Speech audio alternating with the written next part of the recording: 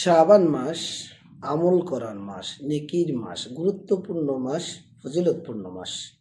রাসূলুল্লাহ সাল্লাল্লাহু আলাইহি সাল্লাম এই মাসে বেশি বেশি নেক আমল করতেন, সৎ আমল করতেন, বেশি বেশি সিয়াম পালন করতেন। এই মাসে যত সিয়াম পালন করতেন অন্য মাসে এত সিয়াম পালন করতেন না, রমাজান ব্যতীত।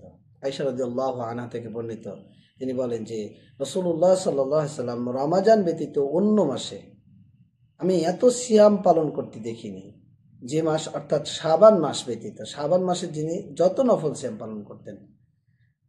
হাদিসটি সহিহ বুখারীতে এসেছে 1969 নম্বর। ওসামা ইবনে যায়েদ রাদিয়াল্লাহু আনহু থেকে বর্ণিত, তিনি বলেন যে আমি রাসূলুল্লাহ সাল্লাল্লাহু আলাইহি সাল্লামকে জিজ্ঞাসা করলাম যে শাবান মাসে আপনি যে পরিমাণ সিয়াম রাখেন অন্য মাসে আপনাকে এত সিয়াম রাখতে দেখিনি। তখন রাসূলুল্লাহ সাল্লাল্লাহু আলাইহি সাল্লাম বললেন যে রজব ও রমাজান মাসের মধ্যবর্তী শাবান মাস সম্পর্কে লোকজন গাফেল থাকে, অথচ এ মাসে মানুষের আমল আল্লাহ তাআলার নিকট উপস্থাপন করা হয়। আর আমি এটা ভালোবাসি যে আমার আমল এমন অবস্থায় উপস্থাপিত হোক যখন আমি সিয়াম পালন করি। সুবহানাল্লাহ। নাসাই হাদিস হিসেবে 2357 সনদ সহিহ। তার মানে এই শাবান মাসে বান্দার আমলনামা আল্লাহর কাছে পেশ করা হয়। আর আল্লাহ রাসূল এটা ভালোবাসেন যে আমার আমলনামা যখন আল্লাহর কাছে পেশ করা হবে, উপস্থাপিত হবে, এমত অবস্থায় আমি সিয়াম পালনকারী। তাহলে চিন্তা করেন যে শাবান মাস কত গুরুত্বপূর্ণ। এই জন্য শাবান মাসে বেশি বেশি নেকির কাজ করতে হবে, সতামল করতে হবে, দান সাদাকা, মানুষকে খাওয়ানো, দাওয়াতি কাজ করা, মানে যত প্রকার সৎ আমল বেশি বেশি করা যায়, কারণ এই মাসে আপনার এবং আমার আমলনামা আল্লাহর কাছে পেশ করা হয়।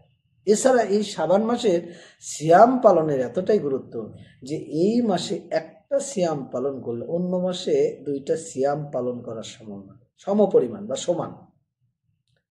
ইমরান ইবনে হুসাইন রাদিয়াল্লাহু থেকে বর্ণিত, রাসূলুল্লাহ সাল্লাল্লাহু আলাইহি সাল্লাম তাকে অথবা অন্য কাউকে বললেন যে তুমি কি শাবানের গোপন ভাগে সিয়াম পালন করেছো? তখন তিনি বললেন যে না। তখন রাসূলুল্লাহ সাল্লাল্লাহু আলাইহি সাল্লাম তাকে বললেন, যখন তুমি রমাজানের সিয়াম শেষ করবে তখন 2 দিন সিয়াম রেখে দেবে। সহিহ বুখারীর হাদিস 1983, সহিহ মুসলিম 1161 নম্বর হাদিস।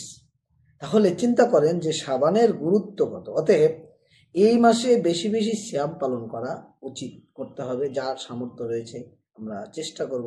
এটা হলো একটা রমাজানের প্রস্তুতিও বটে। আমরা রমাজানে যেহেতু সিয়াম পালন করতে হবে, তার আগাম প্রস্তুতি যে নফল সিয়াম বেশি বেশি আমরা শাবান মাসে করব। যারা শাবান মাসে সিয়াম পালন করবে তারা প্রথম দিক থেকে নিয়মিত কিছু সিয়াম পালন করার চেষ্টা করবে, এরপর অর্ধ শাবানের পর এটা ছেড়ে দিবেন। তাদের জন্য সিয়াম পালন করা উচিত নয়, কেননা রাসূলুল্লাহ সাল্লাল্লাহু আলাইহি সাল্লাম বলেছেন যে শাবান মাস অর্ধেক অতিবাহিত যখন হয়ে যায় তখন তোমরা নফল সিয়াম আর রেখো না। আবু দাউদে হাদিস এসেছে 2337 নম্বর সনদ সহিহ। তবে যারা অভ্যস্ত, তাদের সিয়াম, মাসিক সিয়াম বা সাপ্তাহিক সিয়াম অথবা কোনো মানতের সিয়াম তারা পালন করতে পারবেন, এতে কোনো সমস্যা নাই। এই জন্য আমাদের নিজেদের এবং আপনাদের প্রতি উদাত্ত আহ্বান যে আসুন আমরা শাবান মাস বেশি বেশি নফল সিয়াম পালন করার চেষ্টা করি, বেশি বেশি সৎ আমল করার চেষ্টা করি, কেননা আল্লাহ রাব্বুল আলামিনের নিকট আমাদের আমলনামা পেশ হয়। এই মাসে আমরা যেন গাফিল না থাকি, অমনোযোগী না থাকি। রমাজানের আগাম প্রস্তুতি আমরা যেন সঠিকভাবে, সুন্দরভাবে, পরিকল্পনা মাফিক নিতে পারি। আল্লাহ তুমি আমাদেরকে সেই তৌফিক দান করো। আমিন।